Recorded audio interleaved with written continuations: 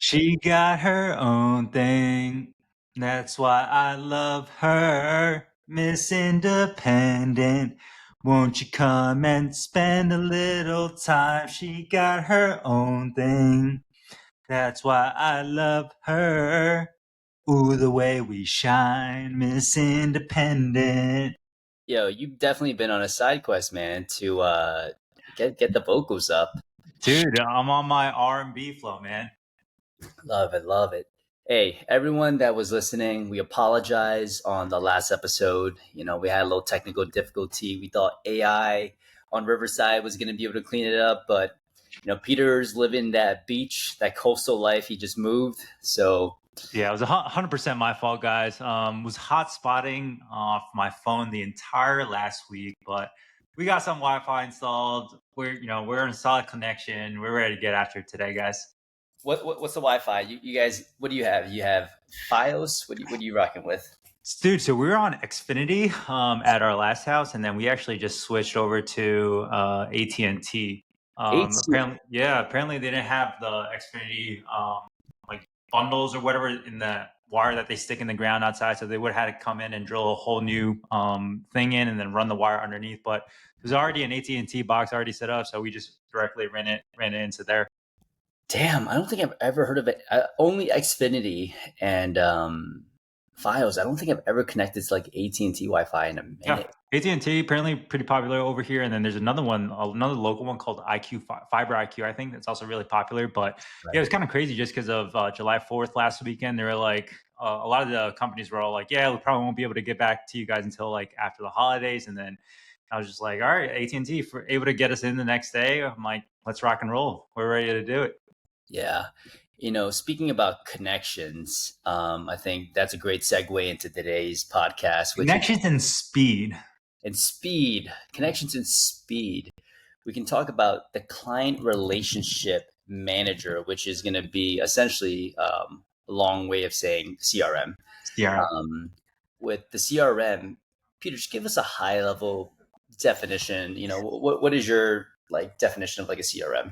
CRM is basically kind of like an all-in-one software platform that allows you to communicate, send emails, texts, calls, and really see where your client and leads are within kind of like the customer journey lifecycle. And so this is something that I wish I had gotten on like way back in the day when I first initially started. And if you guys can believe it, my first 3 years, I was basically just running off of like 10,000 different like Google Excel sheets, and then using something just for like my phone, and then using another platform. I was using Mailchimp at the time, and then switched to MailerLite just for emails. Right, so I was on all these different platforms with managing leads, calling people, and everything. And it wasn't really until I discovered this wonderful acronym of a CRM, where condenses everything into all-in-one and really just streamlines everything, allows us to build up these systems, automations to be able to nurture these leads and contacts in a very efficient and timely manner to generate leads into clients and paying customers. And so speed and connection, kind of like a giant, robust Death Star. Yeah. I think like one of my favorite things is like being able to like have something automated, right? Because prior to like understanding or like being exposed to something like a CRM, you couldn't like it just to manually send email sequences and stuff like that in drips and then like manage the different stages where like someone might be taking an action or booking a call, then they should be put it somewhere else. The organization of those things are just absolutely insane. So Yeah, bro, I used to put all of my leads in a giant like Excel sheet, and it was just like so messy and organized and unorganized. And I would have like all these multiple different tabs of like, all right, all my leads in January of 2020. All right, they would all go in here. All the leads that I would generate in February, different Excel sheet. Right, so you can easily kind of imagine like, hey, it's very easy to get things disorganized and lost, all with all these different things all occurring at once. yeah, I think a common one we'll hear is like some people use like Trello for everything, right? Where it's like even then, there's people in different stages of it, and like you can be putting people into categories and stuff like that. But is there some sort of automation that goes out where these people get the emails and the things that they need? and it addresses so many of like the basic problems that you'll encounter as a entrepreneur. Um, were you about to say something, Peter? No, I was just going to comment on, with all of these leads that do come in, a lot of times people will call in, right? But we'll usually need to do like another manual input. Whereas if we have something like a CRM, it automatically logs that conversation, logs that contact, and puts it into the system. If we have somebody coming in from our website, right? A lot of times people opt in onto our website, it goes to our email, we get a notification. But then from there, we would need to manually input that lead information into this one place. Whereas like having a CRM, if you hook all these integrations all into one, all these leads come into one central place. And now you can have either yourself or maybe someone on your team immediately reach out to these leads. And if we want to talk about like, speed to lead and the value that it generates, right? A good example would just be like the AT&T Wi-Fi guy that I had, right? Like everyone else wasn't able to get back to me until maybe a week or two later. And so if we think about somebody who's dealing with pain, right, and they want to be able to get relief and value as soon as possible, whoever is able to get back to them, the fastest is probably going to be the place that they do end up choosing. And so if we can have like all these different automations set up, even if you aren't manually able to, call these people, there's just a lot of really good research studies out there showing that, hey, the first 3 to 5 minutes of opt-in is like the biggest and most crucial time point of being able to convert a lead into either a paid evaluation or really just ultimately a paid customer. So if we can set up these like automations, whether it's like a text automation or email automation, just let them know like, hey, thanks for opting in. Someone on our team member will give you a call in the next like 10 to 15 minutes or, whatever the next time you're free is. At least there's some sort of touch point that, hey, like somebody was able to touch base with me again. And then from there, we can also set out these different, nurture sequences providing value. Hey, here's a quick bit on, us as a clinic. How do we all start? What's our story? What makes us different from traditional insurance clinics, right? And give them value. I'm like, hey, that way they know the difference between insurance versus non-insurance by the time you do get on the phone call with them. Hey, here's a bunch of like social proof on all the clients that we've worked with.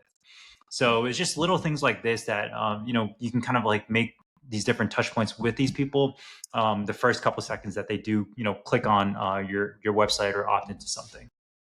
Yeah, the thing to think about it, right? It's like unless you have someone that's like extremely warm, I don't think you need a CRM right from the get go, right? There's a lot of low hanging fruit for people that are just getting started because you can easily keep trying to optimize a CRM and not do the thing that's going to give you, revenue right out the gates. But as you start to grow, I would say that it is impossible without a CRM. You literally need a CRM. So one thing that Peter said, it's like, hey, he called AT&T and they responded quickly. He called a couple other places and they didn't respond quite as quickly. And that's what, as you start to scale beyond just like a word of mouth referral or like a workshop, when you start to have good SEO, when you start to have ads and all these things, people are shopping around, right? And the quicker that you can get a response and the quicker that you can get someone through the door, the less likely that they're going to continue to shop around. If you get someone through an eval and they love what they experience and they commit to you, guess what? They're not going to go to a bunch of different clinics. So the quicker you can get someone through the door and commit to working with you, the quicker you start to have those transactions occur. Because there's definitely going to be times where like, it's not a huge rush, right? Like if it's like a word of mouth referral from one of your best patients, if it's someone from a workshop, I would say even then you still need to respond as quickly as possible. Don't wait forever. But man, when the lead is, I want to say fairly cold, someone that's just like reaching out, like the quicker that you can get back to them, the more efficient it is. People can't even wait that long anymore. Like Mhm. Amazon now has next day shipping, like. Yeah, I think I was like, a lot of people are always hating on Jeff Bezos. They're like, right? They're like, oh, I don't want to pay him any more money. But exactly, we just moved into this new spot. I ordered something at like 11 p.m. and literally the next day at 6 a.m., 7 a.m. it immediately shows up my doorstep. So I think speed is just so crucial in terms of creating like a really good customer experience. And yeah, a lot of times people just pick a place literally just based off of how fast somebody gets back to you, and based on availability and whatnot. I think another thing that's really cool about CRM is even if you don't have somebody who converts, it tracks and keeps all of the history of your entire conversations. And so, the CRM, if somebody clicks on your website and, you have a phone call with them, it'll record the phone call. So now in the future, you can also make a note of like, hey, this person, opts into my website. They're dealing with like shoulder pain, looking to get back into like doing jujitsu or something like that. But they want to look for another different option. Cool. Now I can set a task reminder for myself to maybe follow up with them in like a month from now, right? Or maybe someone for your team member to follow up with them. And even though the team member, they weren't the person who had the initial conversation, but now they have all of the contact and communication history in there for them to be able to make an appropriate, informed conversation. Hey, I saw you were talking with Dr. Peter a month ago with shoulder pain. It sounded like you were looking for going a different route with insurance. Were you able to get the help that you needed for the shoulder, or are we still dealing with this? And then they can immediately pick up the conversation and can feel like extremely personalized and customized for the lead. It's like, oh wow, like I talked to this company a month ago and they still remember the exact thing that I was going through and what my next plan of action was. Like, that's huge. Yeah, the consistency aspect, and we've talked about it before on this the podcast. It's like the more consistent you are across all domains and communications, the easier it is, right? Like if you imagine, like even today, I was at a doctor's office and like I filled out a bunch of forms prior to getting my physical, and I put down all the things like medical history, surgical history, all those things. I get into the doctor's office, the first thing she asked me is the same exact questions of the form I just filled out. Yeah. It's like these things are just like, it blows my mind that like it still happens. But when you can organize everything in one place, I think it's such a beautiful way of like creating that personalized message, like you said. Now I think one of the most important things for me personally when getting into this is just like, oh wow, we can create workflows, right? Yep. So putting people into a certain workflow, and then when they get put into these quote unquote workflows, there's certain prompts that trigger the CRM to do a certain action. Sometimes that's an email, that's a text. But Peter, what are like some non-negotiables, like workflows that you're like, man, thanks to this workflow, like we've had better leads come through the door, like more educated leads, or just reactivation? Like what workflows do you utilize? Yeah, one of my favorite ones is just going to be somebody who immediately books an evaluation, the workflow that they get leading up to them arriving. So the whole point of this workflow is just to really get them like excited. So immediately after somebody books an evaluation and they get dragged into this new column that kickstarts off this workflow and automation, the first thing that they get is really just a selfie from our team. So it's a picture that we've taken, this is probably 8 or 9 months ago. But it's just a super goofy, silly photo of our team smiling. And we're just like, yo, like super pumped and excited to, help you meet your goals and stuff. Like, and it really just, I think that aspect allows them to see, hey, we're just, we're not these like doctors in like whole white coats and stuff. We're normal, we're cool docs, right, if you will.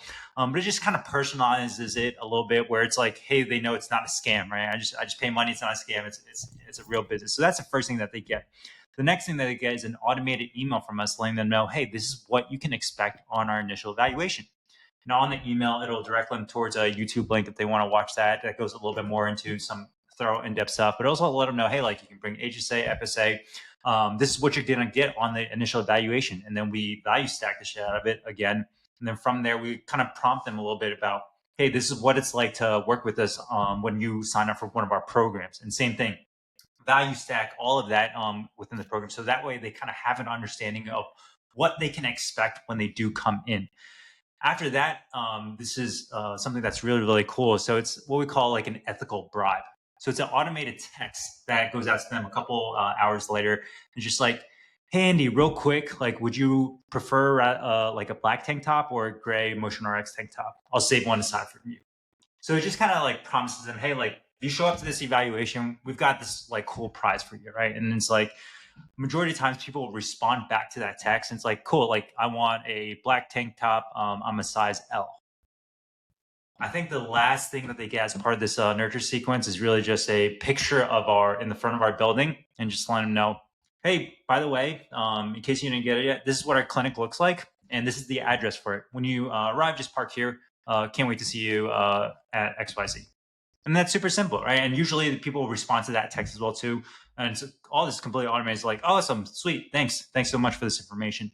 So I think kind of since creating that like automated workflow of getting people excited and giving them more information about the evaluation, That paired along with taking the 50% deposit has really, really allowed us to have like a really high show up rate for our initial valuations. And I think it's probably been one of the largest game changers for us personally. Yeah, I we have some similar things to you with like, when someone books the eval, it's like having a couple of things that kind of go out and immediately kind of give them a better idea of like what to expect. Because again, there are certain people that have done physical therapy in the past, and they they might be thinking like, how do I know if this is going to be different, right? Or maybe someone hasn't done physical therapy before, like, oh, I don't know what to expect, or you just want to have as little healthcare transactions can always feel so like, I don't know what I'm getting into. And the more you kind of break these walls down, the more comfortable people feel. And the goal with the CRM, right, is it's just essentially just to build trust. And I think you can build trust by a ton of different ways. If someone submits an inquiry for your company and you typically are always getting these frequently asked questions, you should put them into your CRM, because all that proves is like, oh man, this isn't Peter's first rodeo. I was literally about to ask this, and you sent out the email. I was going to think about this, and it's answered an email. Where it's like, wow, it's such a intuitive process. We've used that for the discovery call. Mm-hmm. And one of the things that, when you book a discovery call, it's like so excited to chat with you. There's a little bit of a text, and it's like, watch this video. And it's a video of me. And I kind of break down like what to expect for a discovery call. But one of the things I say, it's like, hey, we're super excited to get on a discovery call with you. And chances are you're probably thinking, well, why do I need this call? But we always want to make sure that, whatever it is that you're dealing with is something that we can help you with. And I don't want you to feel like you're a hypochondriac, and I just kind of chuckle. I'm like, a lot of people that come into our clinic aren't just dealing with one ailment. They're dealing with kind of a lot of multiple ailments, and it's making, their day-to-day kind of miserable. They don't get to do the things that they love. And, you're not crazy. We're here to show you we're here to get to know you more and show you, what the process can look like. But the goal is like, what is your demographic? We work with so many people in chronic pain that they might feel like, oh my gosh, is this clinic even going to take me seriously? And the fact that I tell people, we see this all the time. You're not a hypochondriac. This is okay. We're going to show you how we're going to help you. It just goes, oh, I found my place, right? And CRM is similar marketing. It's like, I found my place. You want to build this relationship over time. And a big part of that is these workflows, but what's the principles behind these workflows? Answering people's questions before they even get a chance to, ask these questions. And I think that just built a ton of trust. Yeah, I think one of the really cool things that you said was like, hey, if they see something and it's very similar to what they're exactly thinking, and we almost kind of read their brain ahead of time, right? And that's kind of the importance of understanding, hey, what your ideal ICP is. Then it's just like it's really kind of like a mind-blowing moment. So one of the things that we've done is specifically for people who like decide to go into an insurance clinic first, right? Because they haven't tried that, we'll create a specific drip that addresses everything that they'll typically get in an insurance clinic.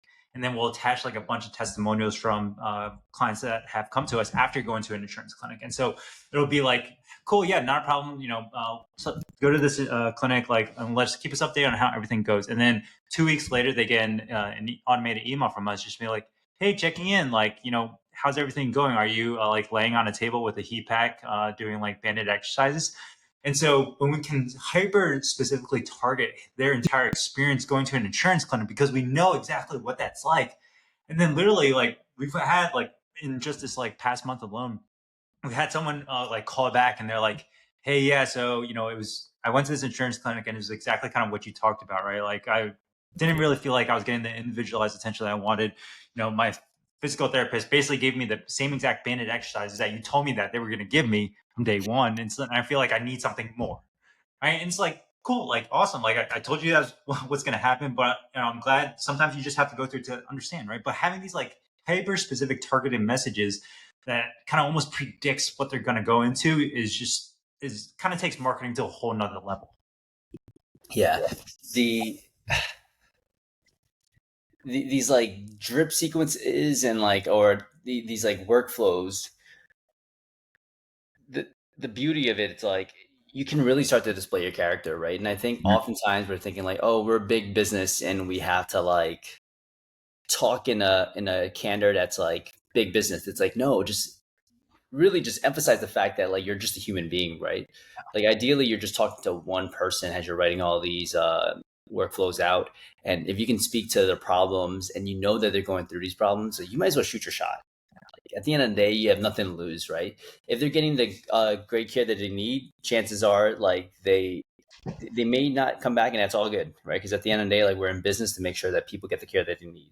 But most likely, especially if you're in like a more mid-sized city, like insurance clinics are still super prevalent. In New York City, I would say the amount of like out of network providers that are more like Mhm. cash based stuff like that is becoming it's increasing every single year. So many solopreneurs. So you do get people that actually get good quality care. So that you have to like mix up and change up the messaging, a little bit more.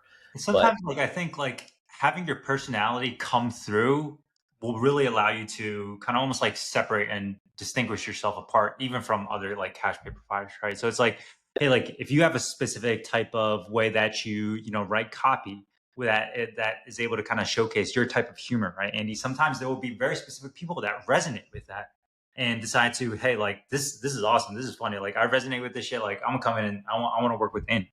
Right. Similar to, I think, like a lot of you guys that do end up jumping on, calls with those, or do end up joining Go Getters because, hey, you listen to this and you're like, hey, I vibe with Andy and Peter's vibe, right? More so than some of the other coaches out there, even though a lot of the information potentially may be the same thing. Strategy wise, are the same. But at the end of the day, people want to resonate and work with people that they align themselves with. yeah, there's two people that you're typically going to generate rapport with fairly easy. It's people very similar to yourself and people that you aspire to be like. So like if you can add things into the drip sequence where like even in our VSL for our ads, right? I was like, this is the problems that people face, but it's not your fault. And I literally took a screenshot of Goodwill Hunting, right? Where Robin Williams was like to Matt Damon, it's like, it's not your fault, Will. It's not your fault. And I literally said, if you know, this is the scene from Goodwill Hunting, right? But it's like, here it is. It's like an ad. Then you go to a VSL and you think it's going to be hyper salesy, and this guy drops a Goodwill Hunting reference. So some people might not know what the hell you're talking about, but again, the demographic that we're after, right, is 30s to 40s. So chances are you watch that movie or who Robin Williams is. But these are like the you can't miss or you can't lose moments, right? Because like if it doesn't work, they just gloss over it. But when it hits, it's like, oh, this is my person, right? This is like someone that I can totally vibe with. Yeah, I love like personally for me, memes and just like funny like dog and cat photos are just like something that I really enjoy. And so we'll actually mix those in on our like text follow-up sequences. So like a good example is one of my friends over here in Florida. He has a really super cute golden retriever. Name is Butters, and it's just like a super close-up photo of like Butters looking over the phone, and it's like drooling. And so that photo is in one of our like follow-up text sequences for our leads who don't book evals. And I think it's on like month 6 or something like that. And just like, hey, this is Butters here from Assurance. Just want to check in and see, hey, like, how are things going along? Like, you still dealing with problems? And it's still a follow-up, but when you mix it in with like a funny picture like that, people will, sometimes take it as, it's like, hey, like this is kind of funny. Let me respond back. And it allows you to kind of like reinitiate a conversation again.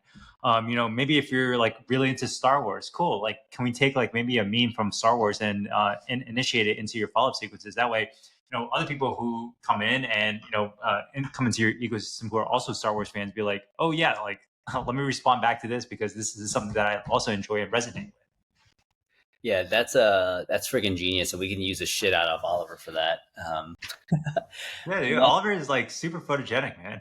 Dude, the Wawa thing was fucking hilarious. I was like, I wonder if they're gonna reach out to me for UGC. It's just him chewing a freaking Wawa toy. He's decked out in his Wawa bandana, but they Yeah. just sent it out for free. I just reached out to them. It was fucking hilarious.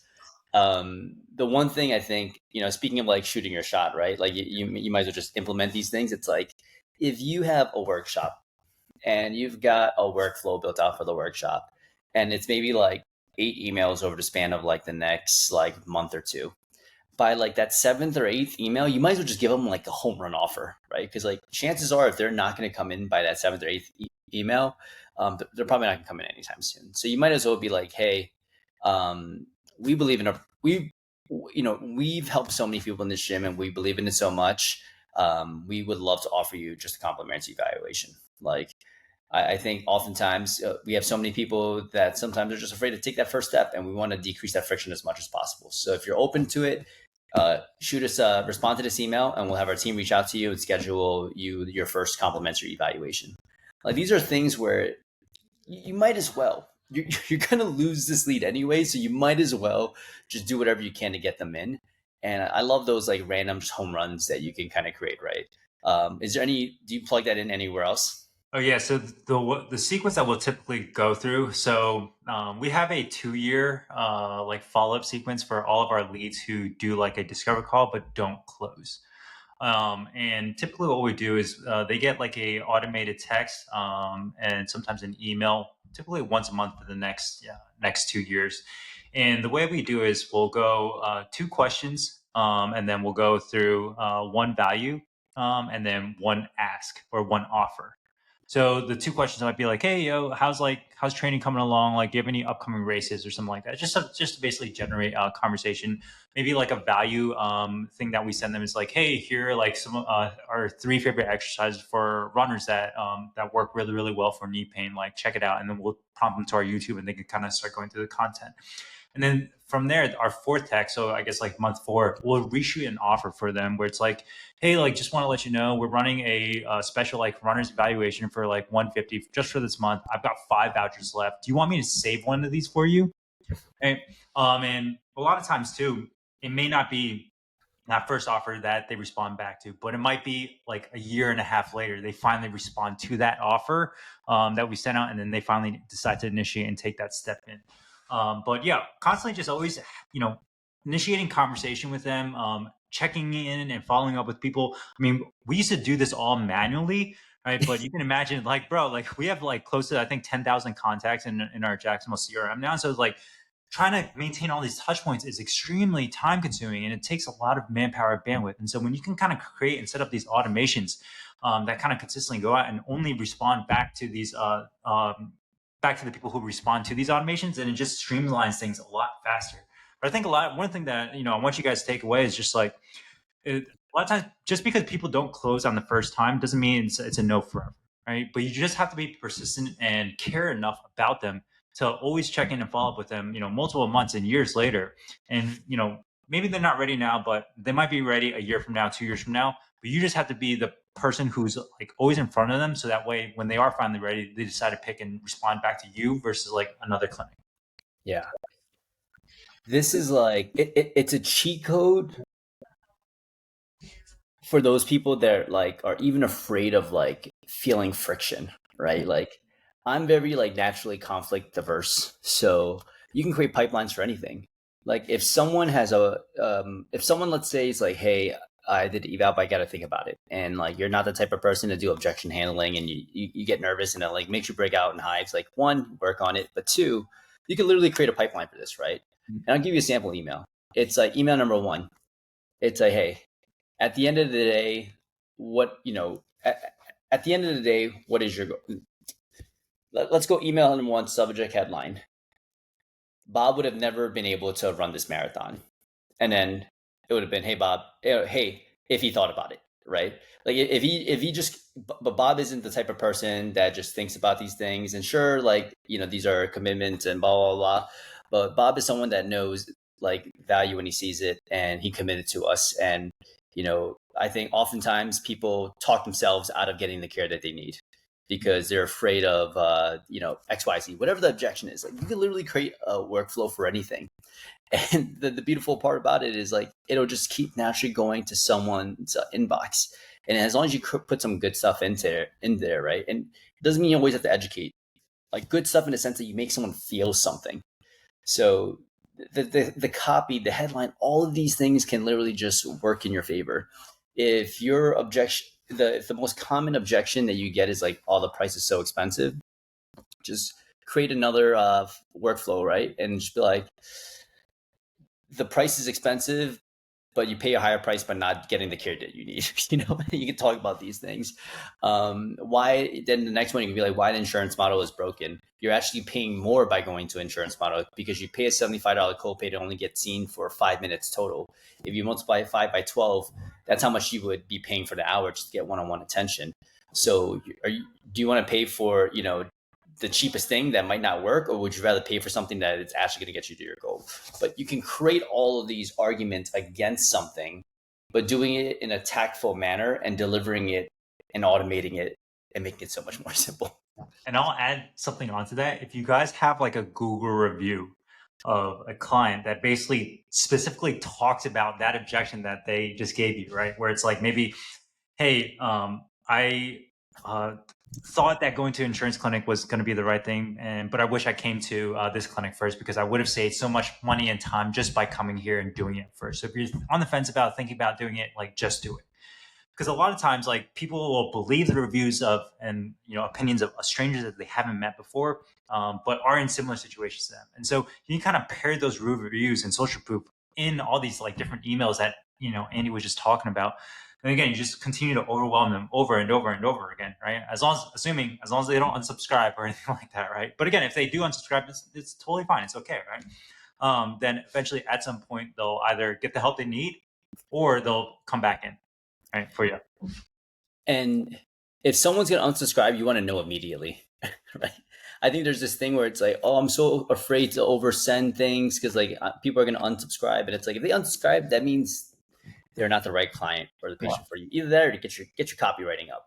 But in most cases, they just don't believe in it as much, right? Like we literally have patients that still open up our email till this day, and we haven't seen them in 2 years.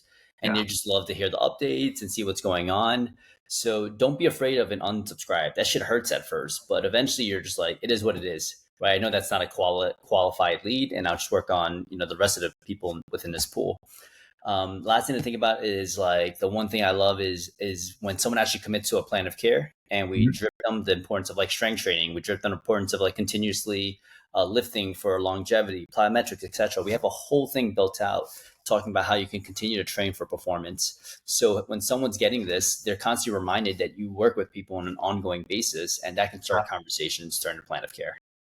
Yeah, I love that, right? So setting expectations on what the next step in the customer journey is, right? Which for all of us, hey, to getting them onto continuity, getting them onto membership, where they continue to come in for training. And yeah, same thing. You can kind of talk to them about like what that looks like and the importance of it, as well as maybe some other clients who have also gone on through this as well too, and seen the benefits of it. And so a lot of times, like when you do, it's so funny. It's like when you bring it up to them in person, a lot of times like I've heard like, oh yeah, I saw your email about this, like, yeah, that sounds great, right? So they already had that preconceived notion kind of in their head because of these like things that you've already preemptively like talk to them about. I think one thing that I'm like super excited about with our CRM is the fact that we've been working on the background doing integrations with people's EMRs, right? So I know a lot of you guys listening out there, you guys are probably using something like PT Everywhere or Jane or Intake Q as your EMR. And so what we've actually done and are working on now is like syncing up an integration with our CRM to the EMR so that it can kind of talk back to each other, right? So really, really cool. So think of it as like, hey, if you have a client who maybe has like bought a package, a 10 visit package, and maybe they've finished out 5 and they still have 5 left, but maybe they're not scheduled out for any of them. Cool. Now we can automatically create an integration and send out an automated text, just reaching out to them. It's like, hey, Andy, I saw that, I had to cancel this. Your next appointment, don't have anything on the books. What can I get you back on the books, man? And then just continue to reach out or send a notification to you to reach out to them manually. So it just kind of streamlines things a lot easier. You can kind of see where everybody is. If someone is fallen off, who do we need to reach out to?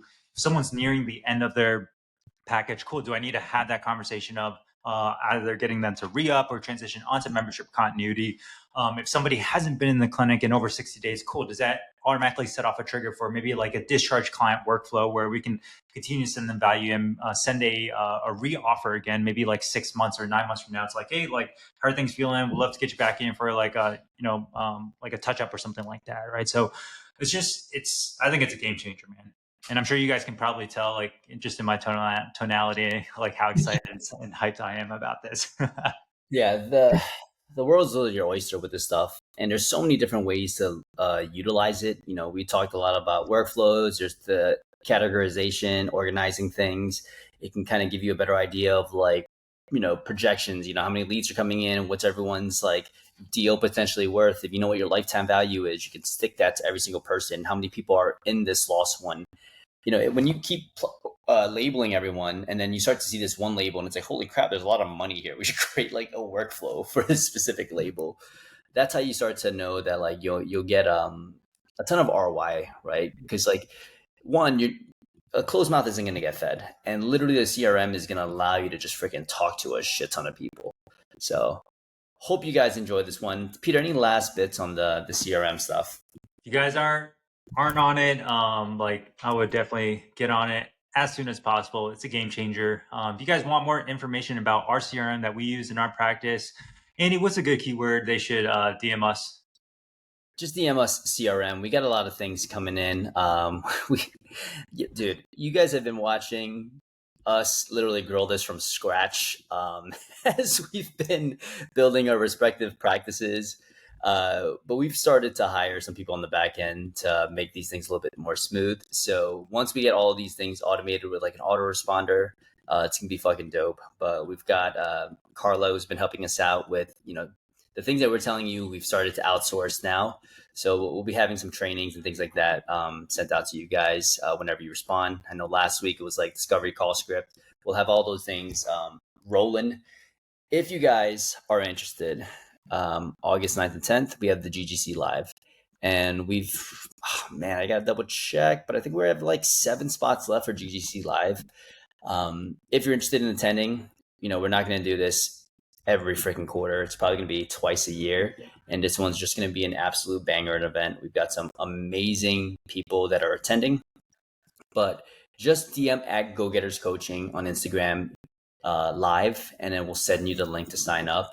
And listen, if you talk nicely to us, maybe we'll swing you something. But just remember, guys, there will be nothing like this ever again because this is our absolute first live event. All right. So first one won't be another first one. So take advantage of it. It's going to be super special.